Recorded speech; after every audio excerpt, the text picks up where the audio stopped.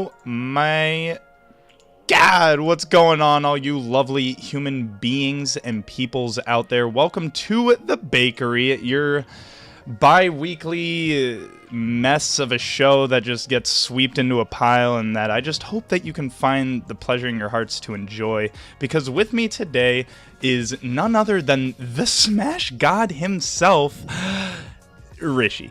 I can't say Smash God because that's not his name anymore, but it is Not Rishi. anymore. Not anymore. How you doing, man? Welcome to the show.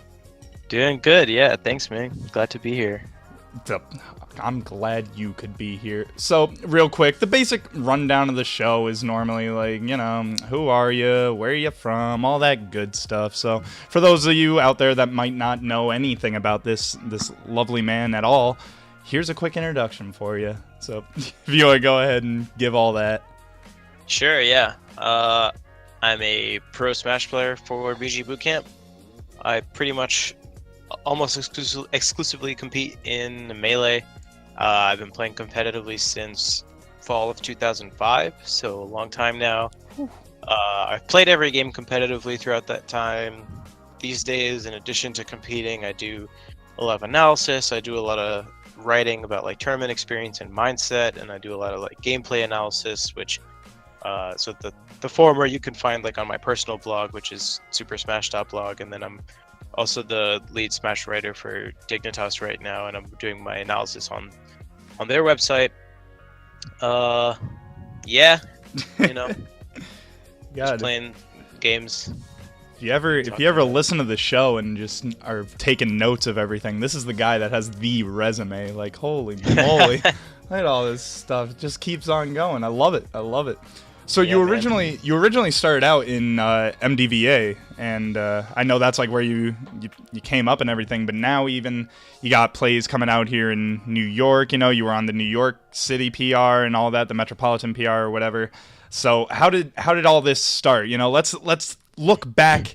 Let's start in 2005. How did you get here? How did the god become a god? How did, you know what I'm saying? How did this start? Yeah, so I mean, in 2005, pretty much the same story as everyone. Like, I got better than all my friends at Smash. My brother and I were ultra competitive, so we, would play all the time and then keep getting better. And eventually, I was like, hey, we should, see if there's a tournament or anything. Mm-hmm. That's how I found Smash Bros. We started competing. And for most of my career, like, we would only enter maybe 3 or 4 tournaments a year, because we were really young at the time, and then our parents didn't want us like going to that much stuff. Mm-hmm. And then Brawl came out. We spent a lot of time playing Brawl. We started getting like noticeably better when Brawl came out, because we finally had the opportunity to play against other people through like Wi-Fi and stuff. And then yeah, which was rough, but it taught us its own lessons. Sure. And then over time, like, I started playing PM, and PM is when I really kind of got in the spotlight, because I was really good at PM, and I was competing at Xanadu every week and showing off like cool stuff. Who did you play in PM? Who was that? Yeah, so in like the summer of PM, as I call it, when 3.0 was big, I played Mewtwo. Oh, that's right. And yeah, that's what a lot of people knew me for. They knew me as the Mewtwo player before they knew me as anything else. Wow.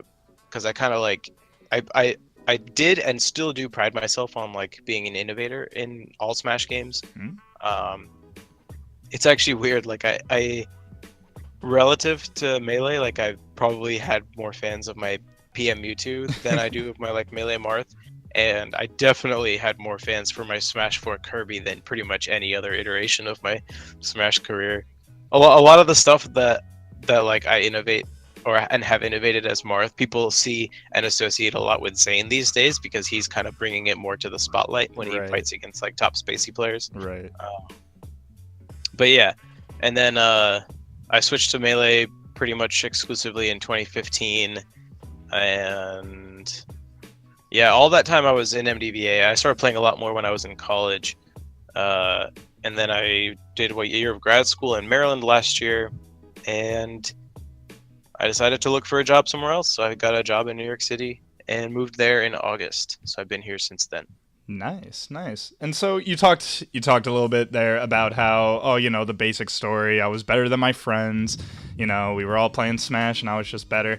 But you have the difference here in that you also have a brother who probably was kicking your friends' asses as well, and I can imagine you guys would bump heads every now and again. Lod, one of the up and coming, if not like best East Coast peaches. God, that's actually hard to say. But one of the rising East Coast peaches. Like, how did all that happen too? Was he introduced around the same time? Was he starting before you? All that good stuff.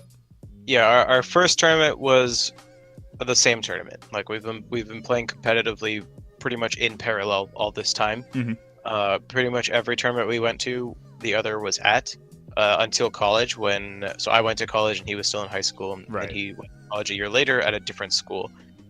So then we started diverging a little bit, and that's actually like people have this misconception that like I practice against a top peach player every day, but like we haven't lived together in maybe like 6 years, Right. except for like summer. But real talk, most of those summers and winter breaks while we were in school, he was playing League, man. No. He didn't even want to play Melee with me. No. Like I'd ask him every day. He got better about it eventually because I kept bothering him. I was like, dude, like you literally are living with a top player. Like you have to play with me. And he's like, fine, I'll play. And then we'll just play secondaries and not actually practice. Hey, man, there's always fun in that. There's always practice in that. Yeah. But obviously he's an amazing player, and obviously we're teammates. Mm-hmm. Pushing Marth Peach to the forefront.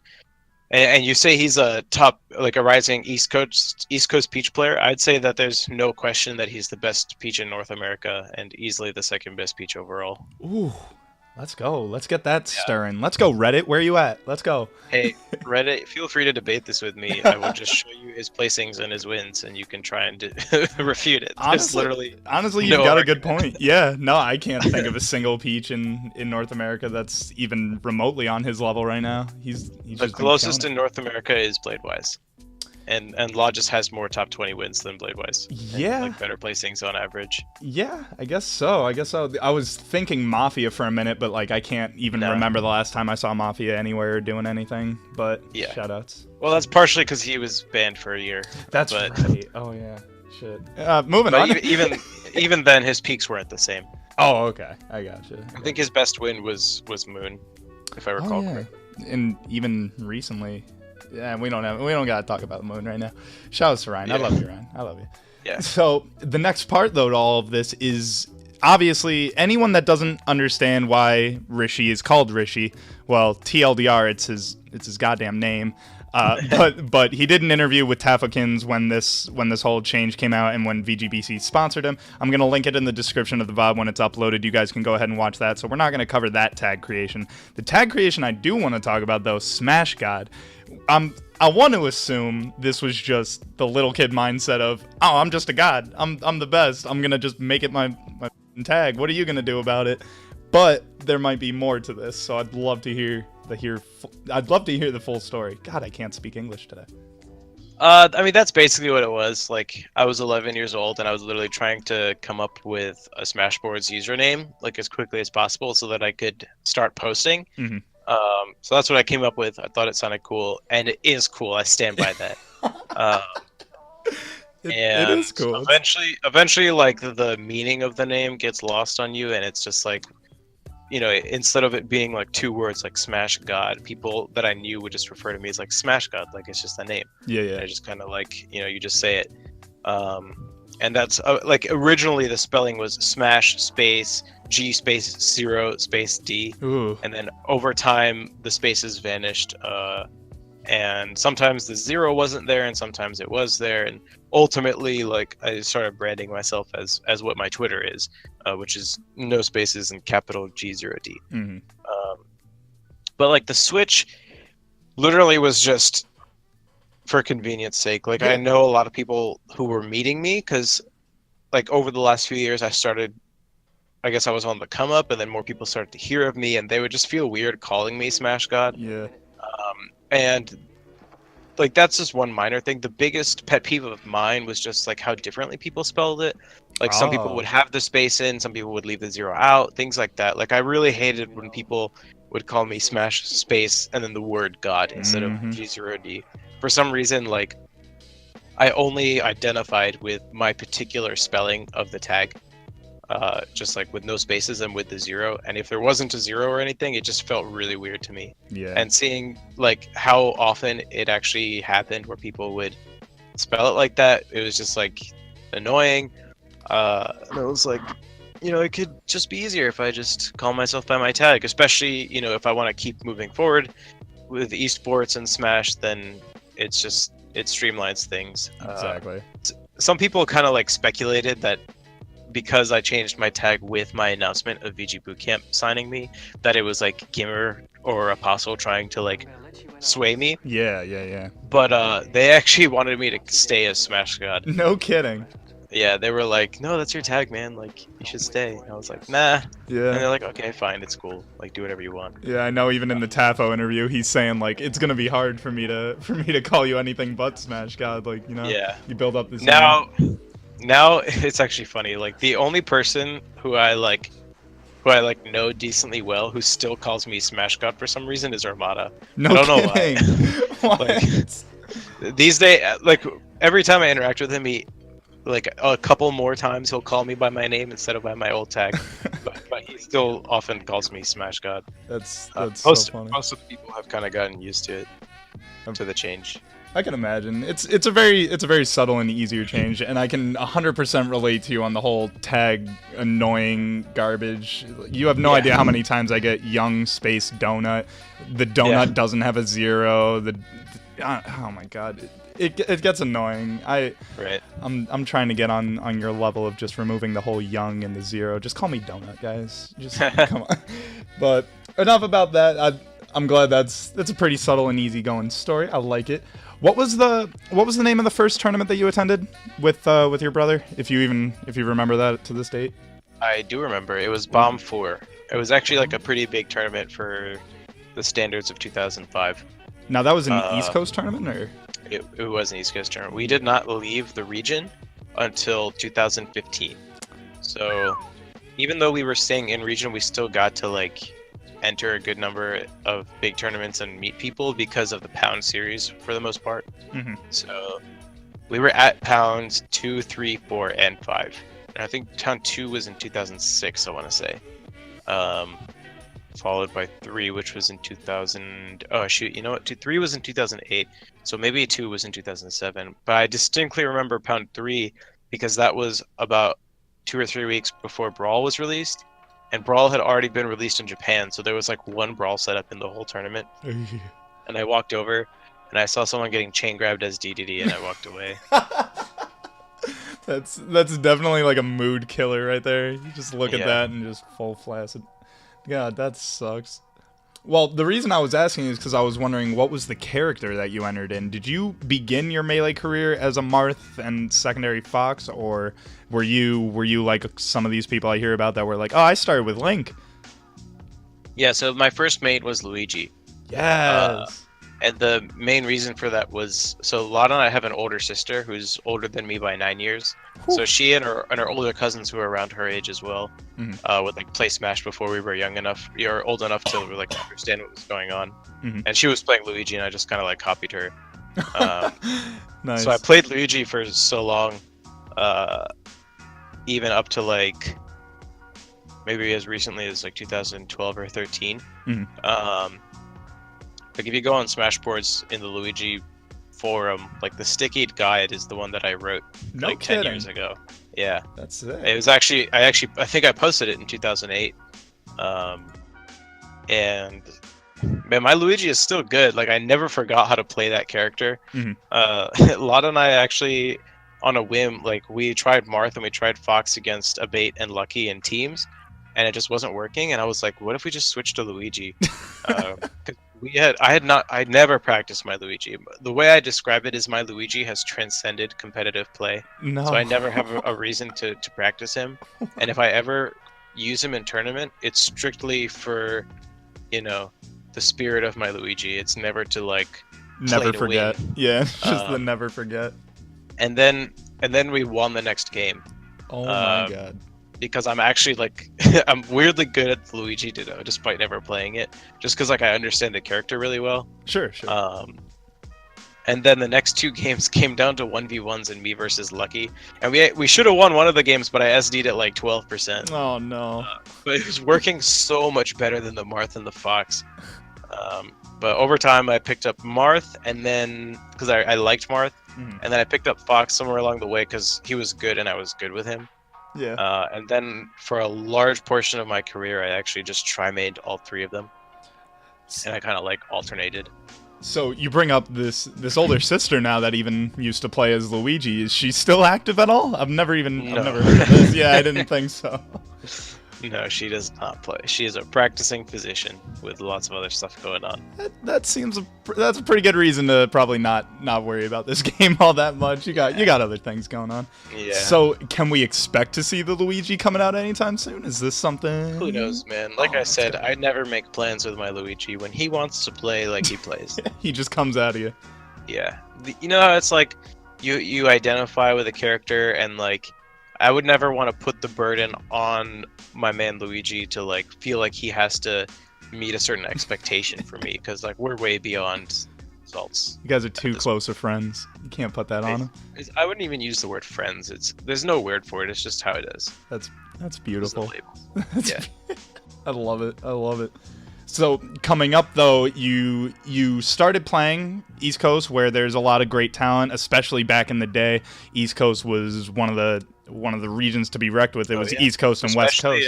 Especially MDVA. MDVA is where it all started. It's the birthplace of Smash. Exactly. And so with that, the question I have is mentorship or training.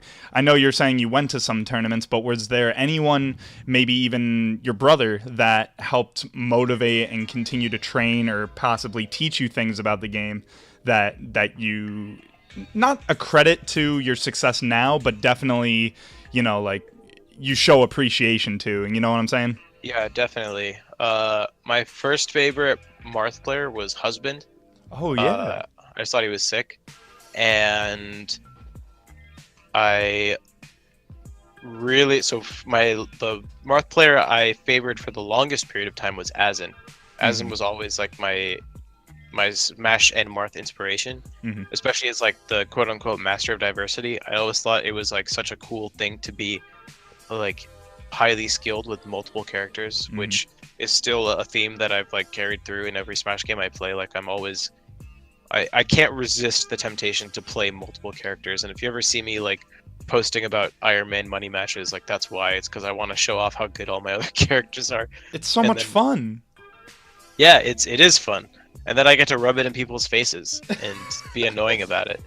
But like I always envisioned Axian as like this like Zen player where nothing would phase him, and he just kind of knew what to do. Like he would always throw out like a random forward smash, and it would just work because he knew it would work. And then somewhere in the mix was a really old school player named KM. I think like almost no one in the community would recognize his name anymore, but if you ask any of the old heads in MDVA, they'll absolutely know who he is. Yeah. He was a Marth Fox player. Definitely like was always really nice to me at the tournaments that we would go to. He would like show me things here and there. He didn't like train me over time, but like anytime I would ask him for help, like he would give me help. And that's actually one of the reasons that I eventually stuck to playing Green Marth, is because he played Green Marth. So I actually played Blue Marth for a long time because I thought that's what Axian played. But apparently he just matches his Marth to his shield color, and I guess I'd only ever watched him play Port 2. So I'd only seen him play Blue Marth. Oh, shit. I never knew that. Yeah, but KM played Green Marth, and then for a while I was playing Green Marth like as an homage to him. That's awesome. Eventually it just stuck. Yeah. And now I'm like, the only Green Marth. Yeah, there's like you and Cactuar maybe. Cactus, I don't even know if he does. When he plays Marth. Yeah, exactly. Well, shout outs to the Green Marts. Shout out to Axian, Husband, KN. Yeah, definitely never heard of KM before, but shout outs for creating the god, the goat we got. I should say one more major influence on my Marth early in the day. So this was not an MDVA player. This was actually, I think, someone. I think he's somewhere from South America, Latin America. I don't remember Oh. exactly where, but Kizu. So he had these combo videos that were just like so stylish, and I thought it was awesome. And he was a red Marth, and he wasn't Ken, and East Coast, was anti-Ken, Of course. and his like styling with Marth also highly influenced my play, which you still see to this day. Like I'm always trying to swag out. Hell yeah. And people who play with me often will like tell you that I'm always trying to end the game in a stylish manner, to my detriment oftentimes. as it more commonly is than isn't with like most people I see that say that. Yeah. But no, that's sick. And I guess my last question in terms of introductions is, are there any other competitive games? I know you were saying your brother Lod playing League, but what about you? Any other competitive games that you picked up along the way, other than obviously other Smash titles that you still keep up with? I mean, I played League for a little while. I was never brother. He has like the obsessive type, where he'll like, if he likes something, he'll go all in. Mm-hmm. But he doesn't like very many things.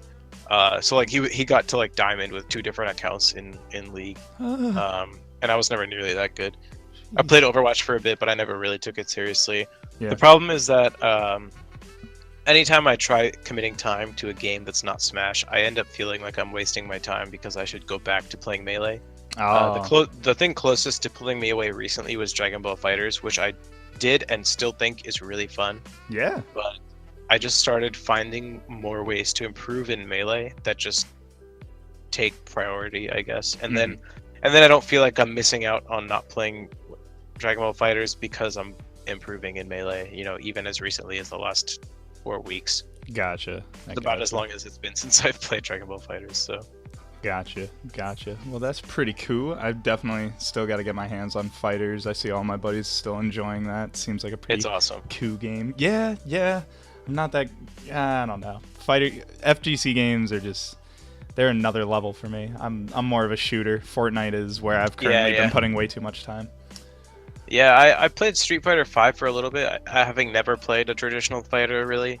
But it was strictly for research purposes, basically, just to kind of like learn footsies in another game to see how it could help my Melee game. And I put like maybe 50 or 60 hours into Street Fighter, but that was it.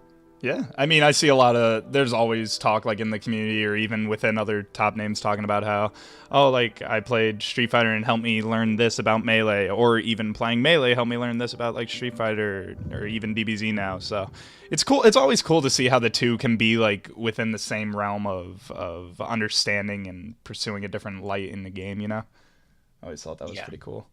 For sure. So let's move on a little bit to talk about another podcast within a podcast. The podcast that we're going to talk about is Analog, created by you and your boy Ipengu. I think I said that right? Ipengu? Yep, it is Ipengu. Beautiful. So first off, how did this all start? When did you guys decide to start this up? Let me see. I think, I met Ipengu in the last like year or two. And he actually interviewed me for like he was starting a series of interviews, and I think I was his first one that he posted to his own YouTube channel. Mm-hmm. And then since then we kind of talked about a couple issues here and there. And one day I messaged him and I was like, dude, we just need to like start a talk show in Melee, because we felt like there was a lack of talk shows in Melee. Right. And yeah, then we kind of just like didn't talk about it for a long time. And I started, getting bored at work when I didn't have anything to do, so I started listening to a couple of podcasts that had nothing to do with Smash or gaming or esports. Mm-hmm. But I was like, man, this is like a cool way to pass time. Like, what if there are other people like me who are trying to pass time who just want to listen to stuff about Smash? And that paired with the fact that I have a lot to say about Smash, it kind of fell together. So then, I hit him up and I was like, what if we do a podcast? And he's super down with it. And I guess this will be our 3rd week of being live, and we really started like putting things together about a week and a half before our first episode went live. Mm-hmm. So it's been, I guess about a month or so now since we started putting it together. I'm pretty excited about it because like there's a lot of issues in the Smash community that are not really being talked about in like a structured way. Right. Like we have, commentators curse. We have your show, but from my understanding, your show is more focused on like the people that you're bringing on, right? Yeah, for the most part, it's more or less like player spotlights and tournament. Yeah. And then you have top players like giving their hot takes in Twitch, but most of the time it's like kind of mixed in with just entertaining your live chat. So we wanted to like create a space where we could really get into like the nitty gritty of certain issues. So like our first episode was kind of just like a recap of tournaments and an overview of a lot of issues that were, a lot of like things in the meta. We were looking at like Yoshi and Puff and talking about the rise of Puff players. Last week we talked about on our second episode we had Emily Waves that was our guest. She is, she's the founder of Smash Sisters. She's the only woman on the competitive committee, and we talked about women in the Smash community, and we talked about harassment in Smash and esports because that has been a very hot topic recently. A long pervasive issue only recently brought to light, which is kind of what life is like right now in many spheres. And just before the filming of this very podcast, we were sitting down to talk with Zane right about Summit and everything. Which congratulations. That's pretty awesome.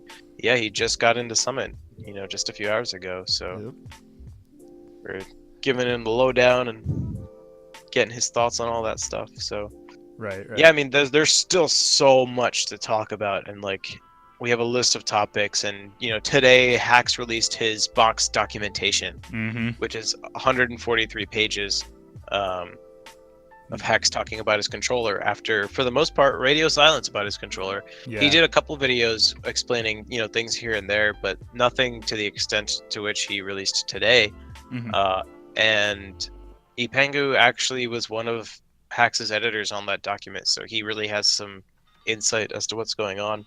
And we feel like the discourse is gonna occur this week, and we'll probably talk about it next week and see what's gone down. That's awesome. And that actually leads into the question I was going to ask about it, and you almost addressed it a little bit there, is what is your guys' goal with this podcast? Excuse me. What is your guys' goal of this podcast, or what goals do you have for the podcast? Like what kind of content, what type of areas of coverage are we going to see further discussion on?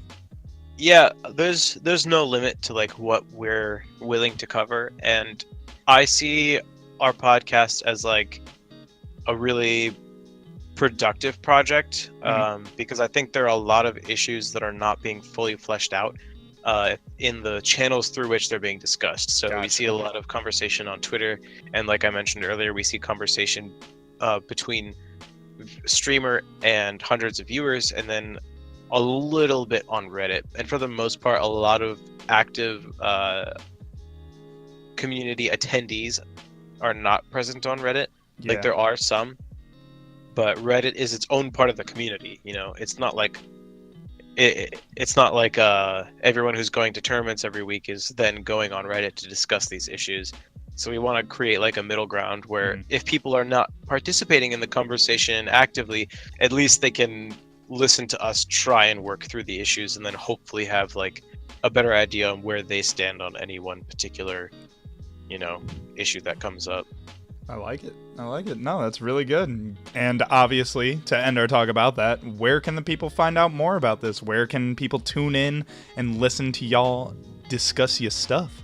Yeah, we're on, most of our stuff will be posted through Twitter. We're at AnalogCast, no spaces or anything, just on Twitter. We're on SoundCloud at AnalogCast. Our YouTube, we don't have a custom URL yet, literally just because we have not been on YouTube long enough. Like, we have enough subs. We just need to wait the number of days until YouTube's a pain like that. It. Yeah. And yeah, I don't know if I didn't say SoundCloud, we're on soundcloud.com/analogcast. And we're now on iTunes as of last week. So if you look up Analog. Congrats on that. That's sick. Yeah, thanks. Yeah.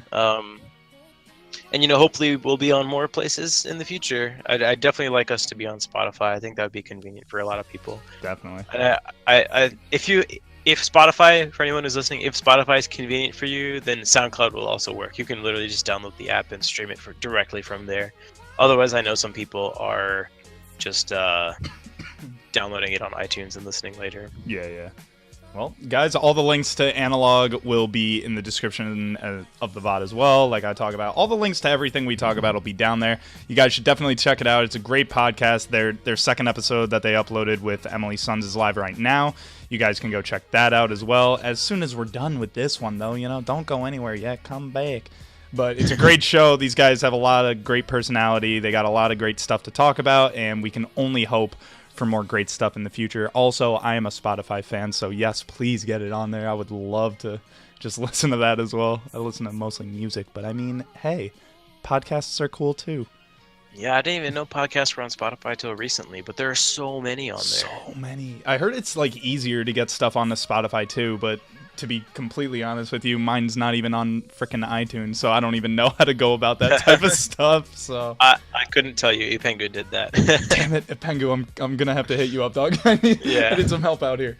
But all right, so we're gonna move it on to our next topic and our next segment, the Tournament Tales, where I am going to bring up the name of a tournament, and you are going to tell me a funny story, favorite moment, or whatever you want to tell me about this tournament. And the tournament we have chosen for you is the MDVA Melee Invitational.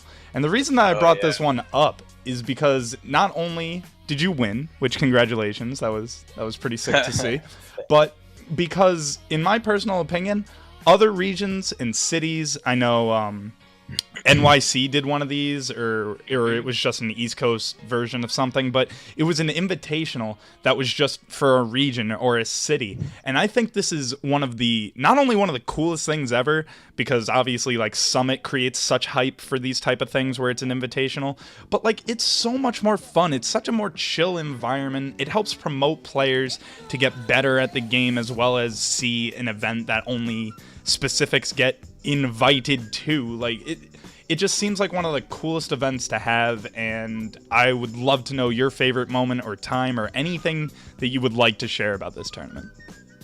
Yeah, it was first of all, I think invitationals are awesome. I know a lot of people have like mixed feelings about invitationals in general, but I think they're great for production, for viewers, for competitors. Like, it's just a great event to have. And you're correct, Tri-State did have an invitational, and while you were giving that intro on invitationals, I kind of had this thought that like the way MDVA and Tri-State both ran their invitationals, now having lived in both regions, is like so representative of how the scenes just are and how the people are. No kidding. Which makes sense, right? But like Tri-State's invitational was based off of a circuit where you would enter a number of tournaments and you would accumulate points over time, and eventually you would qualify given the number of points you had. And I'm not gonna lie, Tri-State is full of tryhards in a good way. Yeah. Like, there are people who are going to tournaments, they're grinding, they're like really practicing the game. People are trying to do a good job. MDVA is a bunch of like sketchy old people who like think things should be handed to them, and they'll complain and not do anything about stuff. But it's a really charming region. It's got a lot of history, and it basically is like one of the places that still to an extent feels like old school grassroots Smash. So if you look at like the Tri-State Invitational production quality and like the feel they were going for, it was very Tri-Statey. And if you watch like the MDVA Invitational streams, it's like you have a camera, you have like 8 people crowding around a mic that you can't even see because there's no commentator cam in like Chillin's one-room basement, just playing Smash. So definitely very indicative of like what the scene is actually like. That's pretty sick, actually, thinking about it, because I could totally see what you mean too. It definitely was like an old school stream with like some like the graphics were sick and everything, but like I totally can see it. If anyone here hasn't ever seen the MDVA Invitational VODs or anything, would highly recommend go watch some of those, and then also check out even the Tri-State one, because I couldn't agree more. I think they definitely did a great job just kind of encapsulating, this is MDVA, this is Tri-State. I really hope Tri-State goes for another invitational. I couldn't go to the last one because I think it happened a week or two after I moved down there. So obviously I didn't have I didn't have any points in the circuit. And someone had to drop out, but it wouldn't have been fair for me to just take their spot. So they understandably gave it to the person with the next highest amount of points because they'd been entering in the circuit. Whereas MDVA, we were literally just like, all right, who is our best 10 people right now? Like, I guess we'll invite this person and this person. Like, Chew and Chillin went to maybe 2 locals the whole year. Yeah. So we had no idea how they were going to do. I mean, some people will tell you they knew how they were going to do, but like, really, they hadn't really fought anyone else in region for the most part. So it was interesting. But yeah, the Invitational was awesome. I was home for Thanksgiving, so it was a good way to like end my little mini vacation. I'd been practicing pretty hard while I was in New York. You know, I wanted to make a statement. Junebug had been beating me a lot, like last year for the most part, and then I went to Cave that Monday before, so 5 days before the Invitational, and I beat June and I beat Zane. I don't think a lot entered at that tournament, but I was feeling good. I actually beat Zane in 2 sets, like really solidly, and it was the first time beating June in a while, so I was feeling good going into the Invitational, and I felt like it was a good pace. And then I just like, you know, did my thing. I had a close set with Zane. It was game 5. We seeded it so that like the top 4 seeds would have to play against each other towards the end of the tournament. And the top 4 seeds were me, Lod, Zane, and Chew. I think followed by like June or someone else. But yeah, like I barely beat Zane. I ended up losing to June. And the craziest part of the MDVA Invitational was that the very last set played in the entire tournament was me versus Lod. So, but you couldn't even call it grand finals because we were not playing for 1st and 2nd. We were literally playing for 1st and 3rd place. Oh, that's right. Yeah. So it was actually an ultra grand finals because not only would you not win the tournament if you lost, you wouldn't even get 2nd. Yeah. You would get knocked down to 3rd because it was a round robin and the way the tiebreakers worked out. So I was the only person with 1 loss at that point in the tournament, having only lost to June. Lod had 2 losses, 1 to... No. Wait, maybe he did have only 1 loss. Who, Lod? Yeah. Lod had 3 losses. Who am I forgetting? He lost to Aglet? It's possible. I don't have the round robin in front of me. I just have the ranking table. Shoot. Let's see. Can I find it?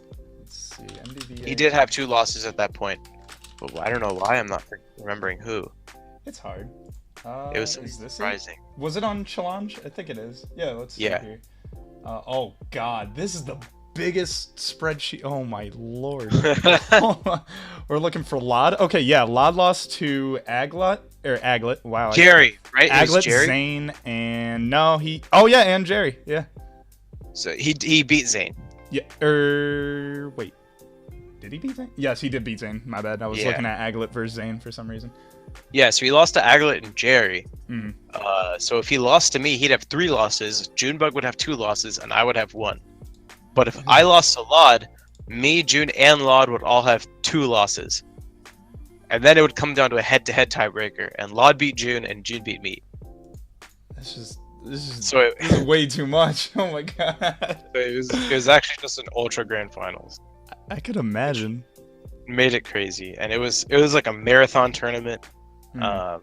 So I don't know. It was hype. I was pretty happy with it because like I don't know if you saw the way the match ended, but I was at like 150% to my brother with 2 stocks, and I was on my last stock, and I killed him with an up throw on his second to last stock, and then he was at like 40% on his last stock, and I tipper faired him, and I just saw the way he DI'd, and I got like a perfect F smash tipper that just killed him at like 60%. Ooh. And it just worked, and then I won barely. We take those, man. We will take it. Well, for sure. That's awesome. I couldn't recommend enough, guys. Go watch those VODs. Now I definitely have to go and watch that because I definitely don't remember that ending, but I'd love to see that again. So it was a crazy tournament. If you guys didn't see it or see the results, freaking Chudat got 8th place out of 10. Or was it 9th? No, he got 7th actually. Red got 8th. It was Really? Yeah, it was Rish. It was you, Junebug, Lod, Zane, Jerry, Milkman, Shu, Red, Aglet, Chillin. Oh, okay. Oh wait, actually, hold on. No, Chu and Red both got 7th. Technically, they have the same. Oh, you know score. what? Yeah. So Yeah. Red's listed lower, right? Yeah. So they tied, but Red beat Chu. So Oh right. Red got 7th. Yep, that's correct. Because Lod beat Zane, so he's above him. Okay. Yeah, this makes sense. So yeah, highly recommend going to watch those VODs, guys. It's incredible stuff. And now let's move back to you again, though. So one big thing I want to talk about, and I know you've touched on this a little bit, but you're someone that keeps a log of all the times that you play, or at least is it only like top MIOM players, or do you keep a log for like every type of matchup? Because I know you have something on either your phone or some tablet thing. Yeah. So this is something I used to do and no longer do. Okay. There was a long stretch of time where people would, in Twitch chat, I would always see this. People were like, "Who is he texting? Like, why is he texting someone?" Or he's like checking notes. Like, what is he doing? But I had like a little setup on my phone where every time I played a tournament set, no matter who it was, if it was round 1 of a major or if it was grand finals of a tournament, I would record my character, their character, the stage we played on, and the stock differential. And I had all of that data for a pretty long time. I wanted to see if it was possible to leverage it at all, but there's just so much variance and not enough data that I didn't really feel like it was doing a whole lot. So eventually I just stopped doing it, and yeah, I mean that's basically the whole story. Like I have all that data for a while. For sure. Do you ever think about like what you could have done better to keep that going? Because obviously there are people that, you know, they do analysis of videos and they keep notes, you know. There are people that do still keep records of, oh, I played so-and-so and this is my current record. These are the stages I do best on. Do you ever think like, oh, if I did keep this going, I would add this to it so I could start remembering this? You know what I mean? The problem is that I, as a player, am changing so much that there's virtually no constant in the data that I'm keeping. Okay. So the way, like, there are so many untrackable variables in Melee that it's impossible for me to track something in between games that could later inform a stage decision that I make. Right. So, you know, one day going to Yoshi's might be the move. The next day it might not be. Yeah. I found that, like, just being more familiar with myself as a competitor and as a player is way more valuable in aiding my decision making than doing any sort of data tracking like that. So, like, for example, on Saturday, I played Crush twice this weekend, and I lost to him on FD on Saturday, and I took him to Fountain the next game, and I beat him on Fountain. And I played him on Sunday, and I lost to him the first time on FD, and I took him back to FD, and I won on FD that time. So that doesn't just mean that I'm always going to win the game after I lose on FD. It's just like both times I was confident in the stage choice that I was making. So the first time I was like, I don't think my neutral is strong enough right now for me to get enough openings to kill him on FD. Like, he kept beating me in neutral. And then the second time, you know, I felt differently. So I took him back to FD, and I was more confident in the skills I needed to succeed on FD. Like, I felt like I was hitting those. So stuff like that I think is definitely more useful. Gotcha. Now, was this ever something that you started even when you were younger, when you were first coming up, or did this just become something that you just started doing one day once you had already progressed and once you had sustained Melee being the only game you played? Like the data tracking? Yeah. That was let's see. That was probably 2015 or 16. I want to say like fall 2015. Okay. Until, you know, I have it somewhere, so I could literally tell you. No kidding. You still got all of it? Yeah. So why don't I just look it up and I'll tell you. Sure thing. Let's see. Is it like an iPhone doc or like a Google doc? Yeah, I have it somewhere in my Google Cloud. Gotcha. What did I call it? I lose too much stuff in my Google Cloud somehow. It's really sad. You can keep talking while I look for this. Sure. I guess the only reason that I'm really bringing it up is because I feel like this type of information tracking, or how some might even look at it as this is passion for a game. You know, this is trying to not only use analytics to help further their own progression in a game, but it also shows passion for the game as a whole. And I think, well, I don't think, but I'm wondering if this could have ever influenced the decision to also become a writer for Dignitas, which you've also become, and quite frankly is pretty sick. Yeah, I guess like analysis has always been something that kind of comes naturally to me. Like it's something that I just kind of do naturally. Okay, I know I had multiple iterations of this sheet. I gotcha. But whichever version that I just found started in October 2016, and I know that it was before then. Okay. So it was at least that period of time. So it was probably once you officialized saying like Melee is the game that I'm gonna play now. Like, sorry, I'm done with Brawl. Yeah. So Smash 4. Bleh. So I officially made Melee my primary game in March 2015, and I remember it distinctly because like at that point I was still putting a lot of serious time into Smash 4. But it was a Xanadu, and like Moon had been coming out to a couple Xanadus, and he was beating our players, and he like won a Xanadu with Fox, and he was like, "Yo, you guys need to learn how to fight Fox. Like I just won this tournament without my main." And then I was back for spring break, and I was like, "Oh, I can go to this Xanadu. Like he's coming back." And I was preparing to fight his Marth with my Fox, and then the day of that tournament, my Fox was kind of shaky, and like I said, I'd tri-main for a long time. Right.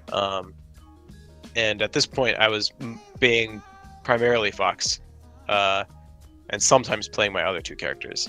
So then I was like, you know, let me just try Marth and see how it goes. And then I beat him in the Marth Dodo, and I remember just feeling like so good afterward that I actually played terribly the rest of the tournament because I like, I just, you know, I felt so good, and then I got distracted. Yeah. But that was the first day where I really felt like man, maybe if I actually like commit time to this game, maybe I could be a top player in it. Whereas before I was like, you know, maybe that was a possibility, but it wasn't really on the table. Right. But it kind of felt like it was on the table after I beat Moon for the first time. Gotcha. And then I committed to Marth, and I committed to Melee. It actually wouldn't be until March 2016 where I officially dropped Smash 4. Okay. When I went to a tournament and was just so bored the whole day. I had to like take a second to like process that and be like, wait, you were bored the whole day? Oh yeah, he was playing Smash 4. And I was there with Laud, and Laud was not having a good time. Dude, he and I were actually like sick in Smash 4 for a while. He's probably still the best Smash 4 Peach in MDVA. Really? And I thought I saw an MDVA Peach that was like actually going off, but I don't know Smash 4 players, so this is the best Smash 4 Peach who plays is Submediant. That's he's like pretty good, but I still beat him when I enter. Oh shit. And I don't practice. No. But like Laud and I actually got 5th in teams at SmashCon 2015 in Smash 4. Like we made top 8, and we did really well. Like we went mostly Peach Robin, and a little bit of Peach Rosa. Like we were pretty sick in teams in that game, but eventually, you know, Melee took over, and I still really like Smash 4. It's just that there's a lot of aspects of it that I don't like, so I can't have it be my full-time game. Like I really like playing Kirby in that game. I think Kirby's super fun and super fits my playstyle well. Kirby is kind of sick in Smash 4. I give it that. Yeah, and like I'll go on YouTube every once in a while, like now, and I'll find new like compilation videos of my Kirby from 2 or 3 years ago. No kidding. Which is insane. I'm like, these guys are so much more dedicated than my Melee fans. Like, I should just go back to Smash 4. But we'll see. We'll see when Smash 5 comes out. Maybe someday. But so, staying on the topic though of being a writer for Dignitas though. So when did this all begin? Because this is something I even just recently saw. Yeah, so I mean, once Dignitas signed Higo and Lucky, they kind of wanted to commit into getting into Smash, and they already have a series of they have a bunch of writers who write for different games. Yep.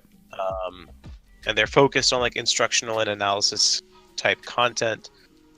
So I hit them up. I was like, I'm a writer. If you want, I can write for you guys. Right. And since then, like I started talking with their head of content, and I kind of became his point man for like quality checking the content of other people's articles. Mm-hmm. And that's kind of how I became like their lead Smash guy, I guess. So, I mean, they're not Smash experts by any means. No.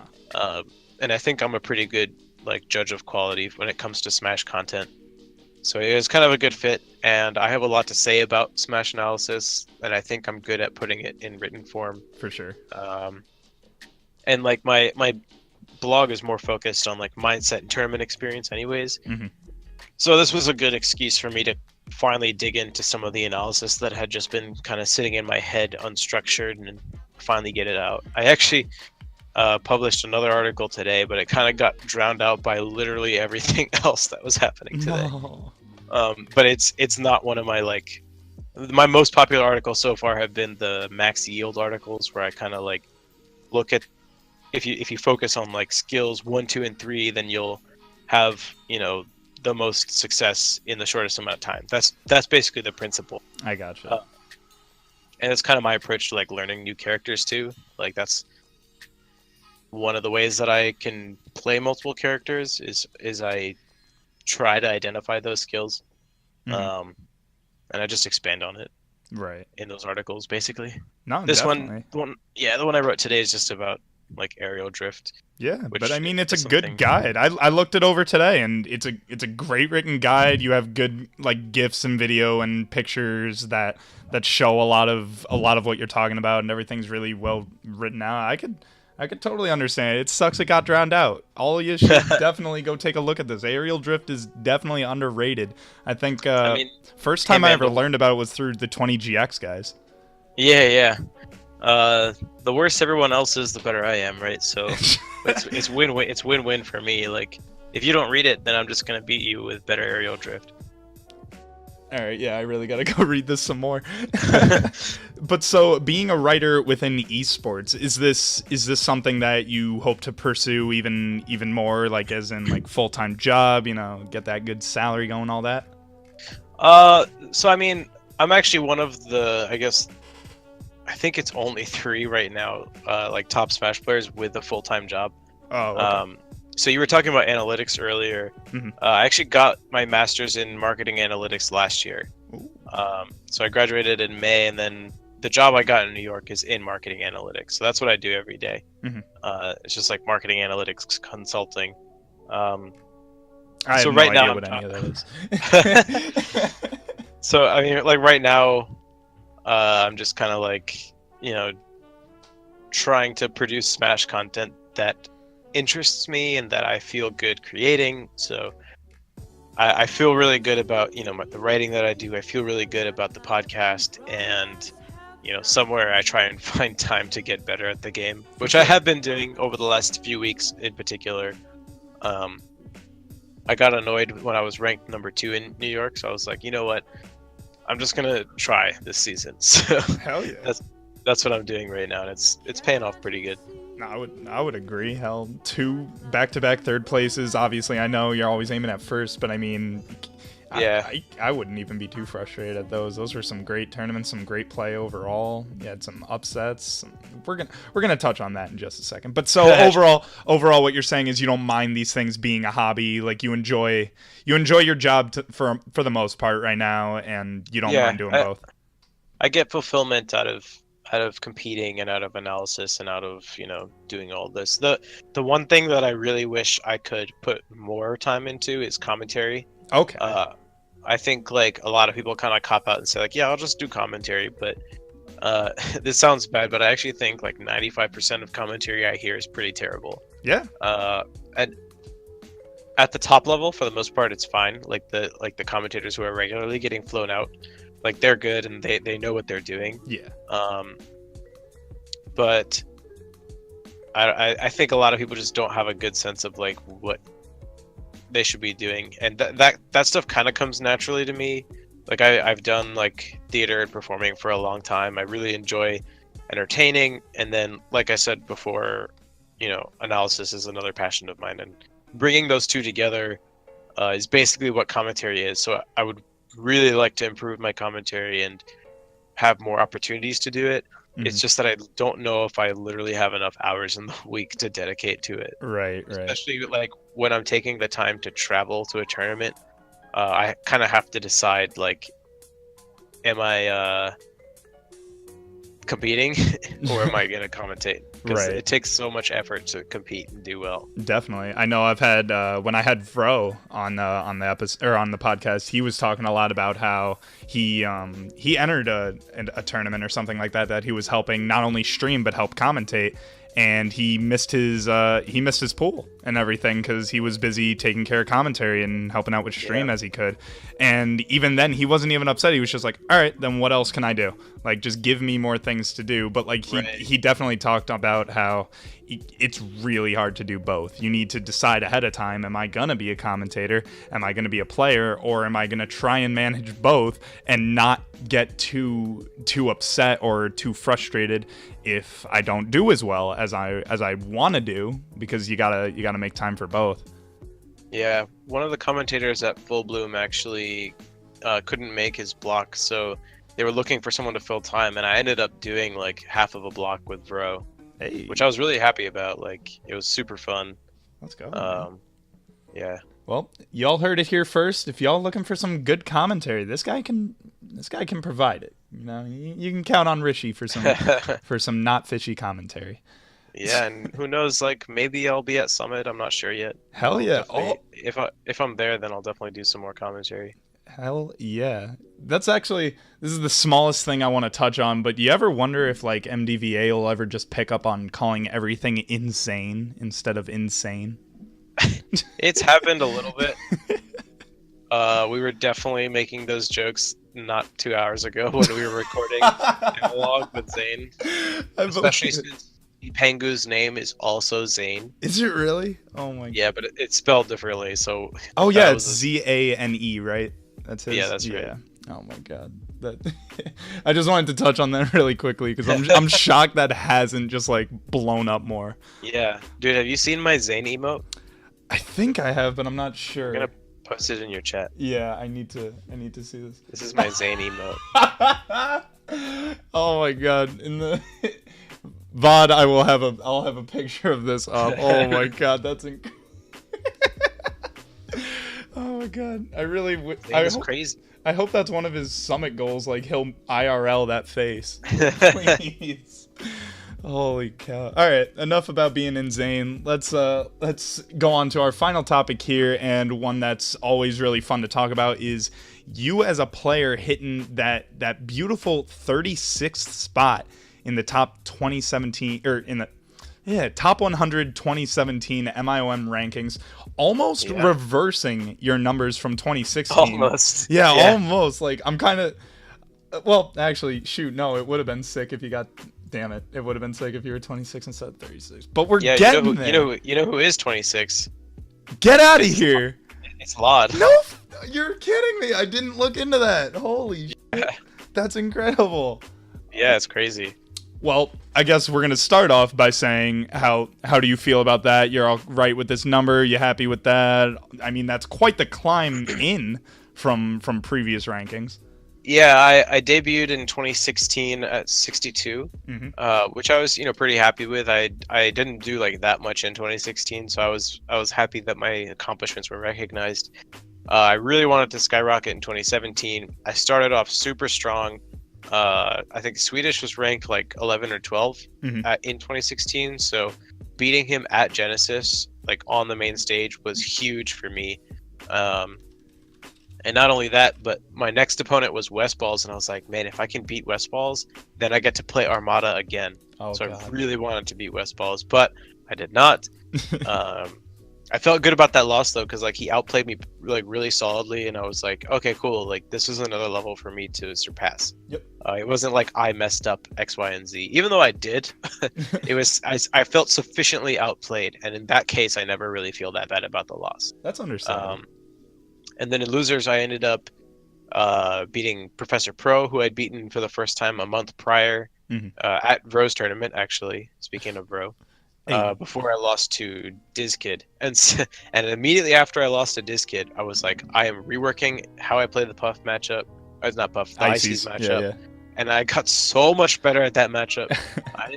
I ended up beating every Ices I played last year. I was really happy about it because after getting 3-0'd by Diz and then making like a really conscious change, and then I ended up I beat Chewed 3 times last year. I beat Nintendude and I beat Army last year. R.I.P. Ices. Damn. Dude, all the top Marth players got really good against Ices, except for King, who is terrible against Ices. But yeah, I was pretty happy about that. And then my goal for the spring, while I was in grad school, I had like more time to practice than I did in undergrad. So I was like, all right, I hit this level. I want to stay at this level. Like I beat these characters, these players, these matchups. I want to like make sure I become immune to the field so no one can upset me. And I basically did that. Like I beat Klobol at Smash Valley, and then he beat me like a month later, and I wasn't really having any bad losses, so I felt pretty good about it. And then I got signed by VGBC over the summer, and I made it my goal after that to like skyrocket even higher and like make some deeper bracket runs. Okay. But then in like the latter half of the year, I pretty much stayed at the exact same level as I was in the first half of the year, which to an extent was frustrating. But like I had to still be proud of what I had accomplished, like being able to stay that consistent. And some people kind of like painted my year as being an inconsistent year, and they'll use Big House as an example. Getting 65th which was my worst major placing in years, really. But at least from my standpoint as a competitor, I don't really feel bad about that. For one thing, I think that being like my only really bad tournament was like overblown. I mean, obviously I'm biased for myself, but also like I was so much more focused on teams than I was in singles. Like at the end of the day, it's the results that matter, but like it's I do not feel bad about those results at all because I know my heart wasn't in single. So when I see that 65th, it's just like, if my heart is in it, I know I can do better. I was just really, feeling teams, and I wanted all my energy to be in teams. Hell yeah. Because that was one of the only tournaments that Lot and I like really practiced teams for, and we ended up getting 5th at that tournament, which is pretty awesome. Plus, there's Big House 8 coming up eventually, Screw it. Yeah. Shut these heads up and kick some ass at Big House 8, my dude. You got that. Yeah. And then, since then, it's just like, that was also in the midst of me, and I'm still trying to figure this out, of like how to do the whole full-time job thing while competing at the top level. Yeah. Because it's like, I really only have so many hours in the day, and I'm also trying to accomplish all these other things in my life. I mean, there were 3 majors that I had to, push through, which was SmashCon, Shine, and Big House, while I was going through this, probably the biggest transition of my life up to this point. Except maybe like going to college for the first time. Right. But now I'm getting more into a groove, like I know what I'm doing, and the past couple months, like I'm starting to figure out when I can work on improving. Like, right. When I go to lunch while I'm at my office, I'll just like watch a video or two and do some analysis, and then try and apply stuff when I'm home and not at work and stuff like that. So I think you just answered the question I was even going to follow up with, like what would you recommend for people? But I think that's a good start of its own, and the further you get with this, hopefully maybe we even see it in a blog post or something like that, because obviously this is definitely something that people struggle with, and I'm glad you touched on it before I even had to even ask, because the more that you're getting busy with all this type of stuff, there are those that, the PPMD method of not even playing the game as much as you analyze it or as much as you write about it. So some might be approaching it in a different way. And one question I was even going to ask a little bit is, have you ever just like spent the time to just write out maybe like a regimen or a practice routine and done this on like days on days on days just until you feel super comfortable? And if this is still something. I've never really gone the training regimen. I do think that it can be beneficial. But frankly, like the training regimen route requires a lot of repetition, and sometimes I just don't have the time. Okay.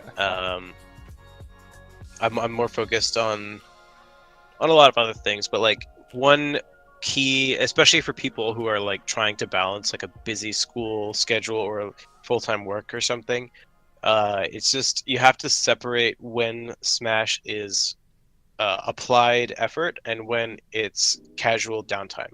Because sometimes I'll be playing on netplay and I'll play like 2 or 3 hours a day for the whole week, and at the end of the week I'll be like, I accomplished nothing in Smash this week, and I might spend 1 hour a day all week playing for 10 minutes and then watching videos and taking notes, or like doing that one day and then next day hitting up someone on Facebook or Twitter and saying like, hey, play 2 best of 3s and 1 best of 5 with me, and we'll just leave it at that. For sure. And then that would be my week, and I'll accomplish so much more.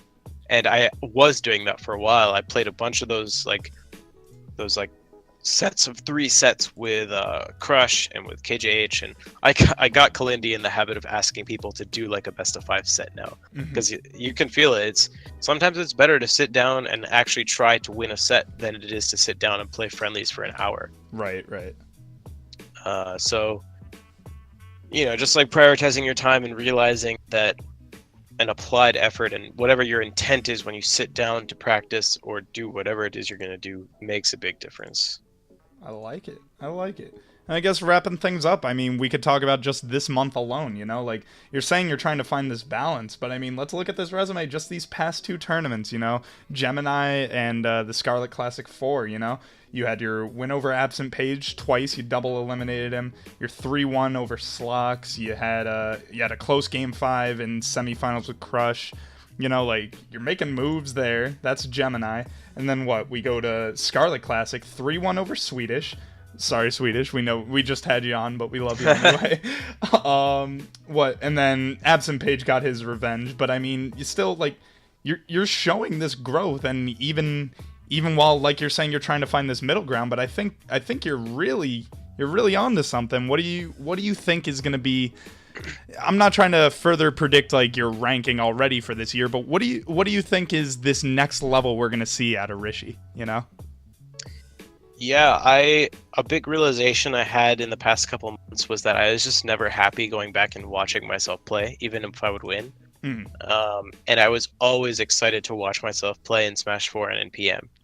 And I was like, I need to bring this excitement over to Melee. So that was my focus for a while. It was like, I'm just going to play in such a way that I know I'll be happy afterward. Yeah. And that kind of gives me a good starting point for figuring out what I need to practice or what I need to focus on when I'm watching videos. And it started to pay off, that any new approach you take will like open up your eyes to new ways to analyze and new ways to play. And it started to pay off.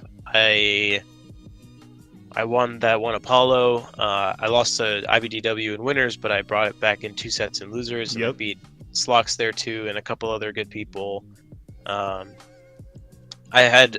was typically like negative against Smuckers, and my wins against him, like I had a win with my Fox, and then I had another win with my Marth from several months ago.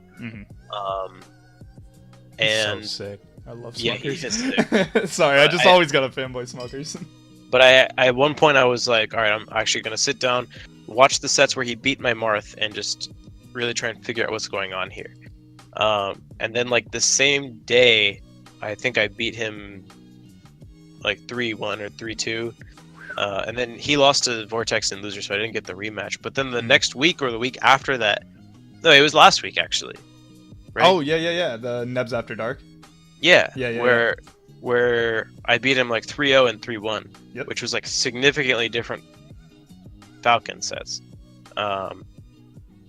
So it's just like confidence, and once I start feeling good about this kind of stuff, it's over. You keep reaching new levels, and Smash God is back to being a Smash God. Yeah, man. It's hard to say what it'll look like, but I mean, as long as I'm improving and enjoying the process of improving, like I not really am asking for anything past that. So. For sure. No, dude, and I think that's beautiful to hear. I think there's a lot more to come, and I'm super excited to see it. But we've run out of time here. That's all I've got for you today. Rishi, I can't thank you enough. This time is now all yours. Anything you want to promote, plug, have the people follow you, where can they follow you, all that good-ish Rishi. Yeah, I mean, I'm Smash God with a 0 on Twitter and Twitch. I haven't been streaming much recently. Mostly I've been, writing and doing other things. But yeah, make sure you follow Analog Cast on Twitter too, the podcast that Penguin I started up. And I'll even get that back up here. Definitely go look into this, guys. It's a great podcast. Always support the Smash podcast, the Smash content creation. We're all out here just trying to do our thing, and this is another great startup, and they're so young now. They're only gonna get better as time comes. I love your guys' logo. I think this thing looks sick. I love it. Thanks. But yeah, and shout outs to VG Bootcamp for being homies and supporting me, and then you guys will see me at Flatiron this weekend. I'll be teaming with Lod there. Let's go. Yeah, should be a good time. All right. Well, I can't thank you enough again for coming on, dude. It was a great talk, great interview. Yeah, thanks for having me. Of course.